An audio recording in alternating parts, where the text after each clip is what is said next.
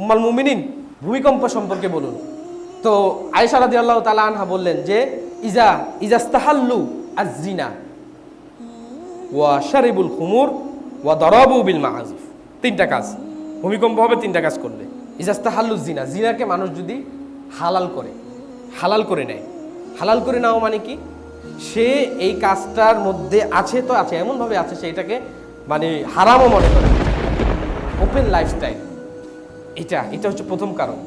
দ্বিতীয় কারণ হচ্ছে ওয়া দারাবু বিল মাআজিফ, যখন বাদ্যযন্ত্র এগুলাকে পিটানো শুরু করবে মানুষ, বাদ্যযন্ত্র পিটাবে। ওয়া শারিবুল খুমুর, এবং নেশাদার দ্রব্য মানুষ পান করে, ইয়াবা বলেন, মদ বলেন, গাঁজা বলেন, যত রকমের নেশাদার দ্রব্য এর এক সয়লাব বাংলাদেশে চলছে। এটা মানে থামানো যাচ্ছে না, এরকম একটা বিষয়।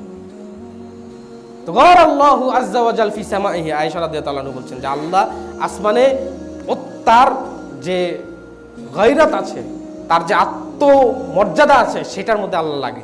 গর আল্লাহু আজ্জা ওয়া জাল ফি সামাইহি ফায়াকুলু লিল আরদি তাজালজালি বিহিম, এবং জমিনকে বলেন যে তাজালজালি বিহিম, তাদেরকে ভূমিকম্প সৃষ্টি করো।